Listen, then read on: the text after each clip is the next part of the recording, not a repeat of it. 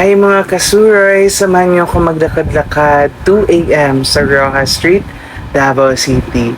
Itong bandang to, ito pala yung ini-exercise ng mga idol nating nagka-calisthenics, yung mga super health conscious.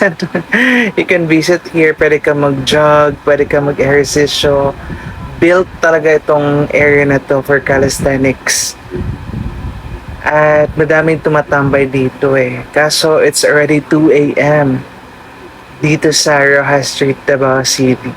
Good thing no, if kagaya ko nagpa-panic attack kayo or nagkaka-anxiety. Ang relief ko talaga is maglakad. And I am so happy that we are the second safest city in Southeast Asia. Kaya I can safely walk. I have a peace of mind na maglakad kahit madaling umaga. This is 2 a.m. by the way. At hindi maingay. At ang nakaganda pa nito kahit sa middle kami ng city, may mga scenery pa din na mga ganito, mga forest, which really helps to reduce your anxiety, no? Sa akin yan ha.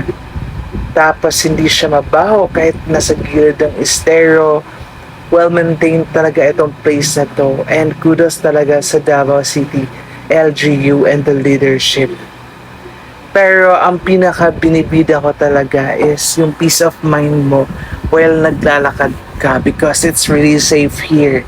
Walang mga hablot ng gamit mo at walang mga hold up sa'yo, diba? At hindi siya dagdag stress at panic or hindi mas dagdag anxiety mo.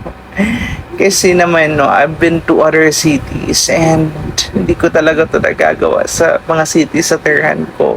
Especially sa Quezon City. My gosh. Pero ito na nga, no. Thank you so much for the leadership here. I'll end this video. Bye-bye.